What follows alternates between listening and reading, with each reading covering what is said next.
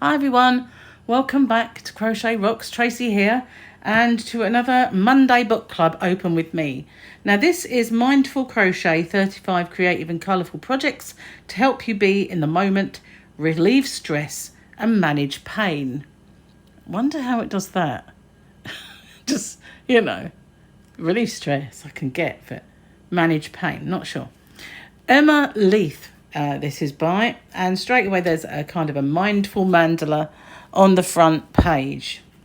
Now this, as you can see by the goo, which I've not been able to get off, I got in a sale, and I've often seen this about. I've seen it in Asda. I got it in the Works some time ago, but you can often see this out and about. At the time of being new, it was $12.99. I've no idea what it would be now, but it's always, because it's a remainder book, what they call a remainder book when they're no longer brand new. You can often get this quite cheap, and I should imagine if you look on Amazon and places like eBay as well, you should be able to find it. So it's not a bad little book, and I'm going to share it with you. I've had this for some time. There are some kind of nonsensy projects, like little tiny ones, and it's by Chico Books, London and New York. Okay, so there are kind of nice ones and basic ones. I don't really go much about the chapters. They're kind of in categories of colour therapy, touch and texture, mindful meditation, caring and sharing. And then you get bits at the end, which are like techniques, abbreviations, and all the usual stuff. So it goes on as an introduction. Lots of nice glossy pictures of all the things you can expect. So colour therapy. And this is a mandala curtain. Do you remember bead curtains? Everybody had those when I was a child. If you didn't want to shut your door between your kitchen and dining room, everybody had a bead curtain. They were all the rage. So this kind of reminds me of that, although they are further apart. But you could make it closer together and really have like a bead curtain, couldn't you? Or you could put beads in your mandala. But that's what that is anyway. Quite a novel idea. I don't mind that. And then we've got, do we have the how to do, or is this just pictures at the minute? Oh no, it's got making on there.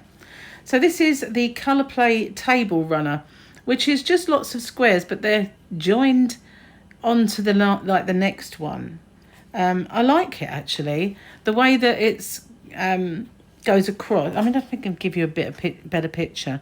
See what I mean? They're kind of joined at the point, but if you look at this one, it looks like they run into each other, or it might just be the border that's giving that illusion.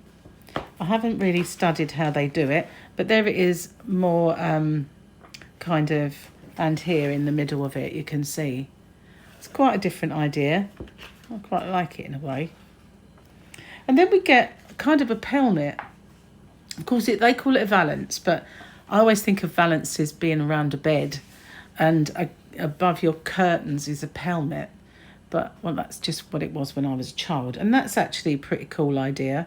I used to have a pelmet in my last house because we made it out of a kind of wood, and then we had something around the outside of it to block out the light because I did nights. So, it's quite good in a way to have something like that. And that's a novel idea. We've got a stool cover, although it's no cushion because that's just a plastic stool with a cover over the top. Of course, you can make a cushion if you want, but it's kind of depends on the size of your stool, doesn't it? It's kind of, if you're going to make one the same as this and your stool's different, it's not going to really fit. But they've done similar thing to what I was doing to my covering my buffet, where you've kind of box it in the corner so that it goes around the outside. This is placemats. It just says textured placemats, but they are got these little bits of fringing on the outside. And again, when I was young, that was kind of like a lot of placemats had that little bit of tassel and fringe. So lots of things are a bit of a nod back to the, well, I can't say old days, but I suppose they are now. But yeah, then we've got some bunting, boho bunting. I don't know, bit of an overused word, isn't it, boho? This is the prayer flag garland. Prayer flag garland, not garden, garland or bunting. Why call it a garland on one page and a bunting on the other? I don't know. Anyway, this is a shopping bag that is the same kind of granny square, but it's really wide on this side. Now, the ones you get from supermarkets, you know, bag for life type of ones that cost you around about £1. This would be a nice way of covering them. I did think of doing that myself, actually. Not from this magazine, but I often look at them and think, oh, maybe I should cover them. Haven't got around to it, though. Okay, so this is a Happy Flowers chandelier. But chandeliers tend to have a light bulb. And I can't see one.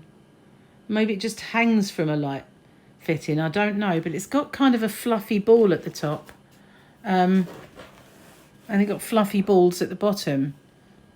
There you go. I can't see a light. So it's a pretend chandelier. A woolly chandelier. But it's made out of flowers. So this is the section called Touch and Texture. So you can see we've got like thick and thin yarn being used on that particular project. What have we got? Drifting through corsage. Are you into corsages? They were very big in America, weren't they? When people went to the prom. I don't know if they still do it. I only really knew that from like movies. But we've never been corsagey in the UK. Is corsagey a word? I don't know. But you can embellish stuff with those flowers, so that's fine. Mad Hatter's Tea Cozy. Just a nice little pom-pom on top. The cushion's quite nice, but then it's been done a million times, hasn't it? It's not exactly new, but it looks kind of like space with planets to me. And it's not. But obviously in white it looks completely different. We've got Open Work Winter Scarf. Not keen on it, as you can probably imagine, because it's row after row of trebles by the looks of it, or double crochets in the US. So to me, that's, I don't, dig that sort of thing. This is the Mindfulness Cowl. Excuse me, I dried up. And that, I don't know, I think that might have been the one that I said was thick and thin yarns in that opening page. So yeah, that's... and it's got a twist, as you can see, this one. We've got a rug. A meditation rug. Not just any rug, but a meditation rug. So it looks kind of bobbly and you can't see it so well there. But if you look at this picture, then you can see it's kind of a big circle. Which then will go into an oval. Unless it is a circle. And it's just looking at it at an angle that makes it look oval. This is the Ripple Wrap of Mindful Imperfections. Wow. Could just called it a ripple wrap, really, couldn't you? But in the spirit of mindfulness, we're going with it. Okay, so it's a ripple stitch kind of wrap. And we've got comfort mittens. So we've got like little flowers made into fingerless gloves. Mittens. Lots of pages on that one. Okay, so now we've got mindful meditation. So you've got this big mandala with little ones on the outside. I kind of like this edging, even without these ones. But then that is pretty snazzy. So that would look nice as a table centrepiece.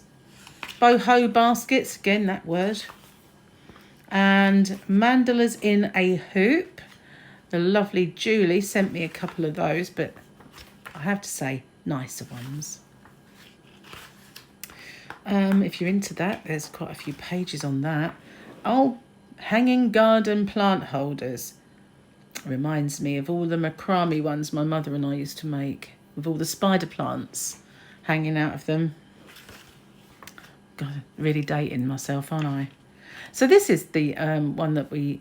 It's not, actually. It's a different one. That's do you know I said that? How funny is that? I came up with that idea while I was outside because I've got a wrought iron table. And I thought, maybe I should make a tablecloth out of the Cheney cotton cakes like I did the placemats for the indoor table, but just make it so that I can put an umbrella in the middle. And there you go. Somebody has already done that. Sort of. But that one's very lacy. Wouldn't really kind of work. Then we've got the light and airy beaded toppers. Now this is a bit of a waste of time. For why? There's too many holes. So if you're trying to stop flies getting at your sugar or whatever is in there, they're going to get straight through those big holes. I've done that. I had one of those umbrellas. You remember those things you can open up and put over something to keep flies off it? And because it wasn't quite flat at the bottom, the fly just went straight in. So they're definitely going to get through these holes. So if you're going to make something like that, by all means have a nice edge like this. But that bit needs to be enclosed. What's the word? Like full, you know, not wholly. Just saying. They do look all right, but it's not what they look like, is it? As well, it's how they function. Granny Love blankets are basically just a big granny square. Kaleidoscope mandala mat. So to me, that look nice on my table rather than as a mat. But it is pretty. I do like it. I think that's quite clever. The fact that it's got this kind of scallopy edge and then these attached to it. That's nice. I like that one. And then we've got Secret Garden Autumn Shawl, which looks nice and easy to make. Very simple design. And basket weave lap blanket. Never really been into basket weave stitch or waffle stitch. I've tried to like it. Tried to do it and think maybe I can fiddle this to make me like it more. But I just don't know. It just doesn't really do me, you know. Caring and sharing. So we've got more. Well, bunting 1 minute garland the next. Retro flower garland. And a few pages on that one. These are coasters. Look a bit like the retro flower garlands. Could be used as coasters if you wanted to. Now like this, tea light holder. That's quite sweet. But that would be true of any design you put around your tea light holder, wouldn't it? Kind of cute. But they do look nice colours, and I can imagine the light shining through them would look pretty.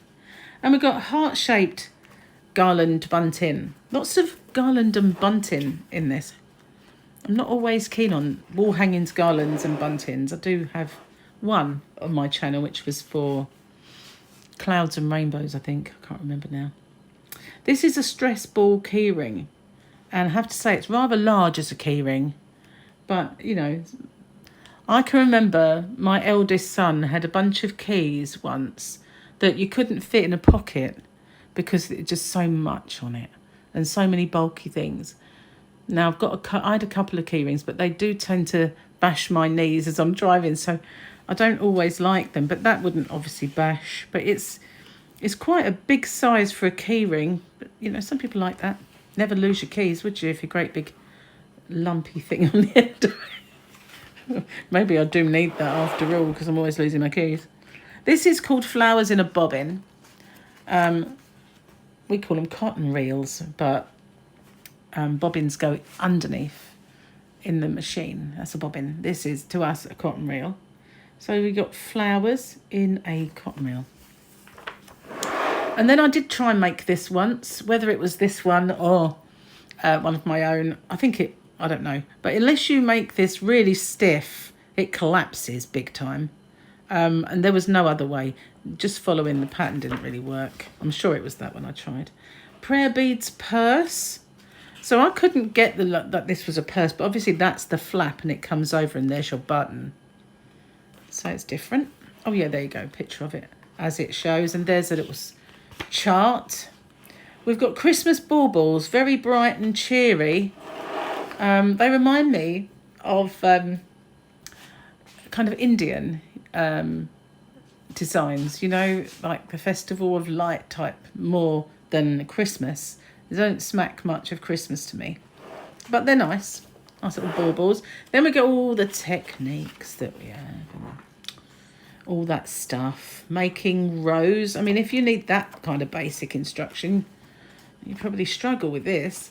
It shows you how to do all the stitches and puff stitches. It shows you those, just in case you don't know. How to join them. That's their way. There are others, obviously. But yeah, all the bits of technique and stuff, abbreviations. There's even suppliers. God, suppliers. Probably most of them are gone. So anyway, that's it. And then they've got the contents page. So I think this is makeetc.com. That's their craft site. Emma Leith, Mindful Crochet. Hit or miss, guys. There's a few things that are quite nice. A lot of things that are very retro, you know, hark back to like the curtain and quite a few things, you know, covering your little jars and with the draping beady or whatever, jam jar covers or whatever. Yeah, lots of kind of things that remind me of my childhood, I suppose. Anyway, let me know what you think in the comments section, and I'll see you on the next one. Thank you for watching. And if you haven't already, don't forget to hit the subscribe button and the notification bell. Thank you very much. Bye for now.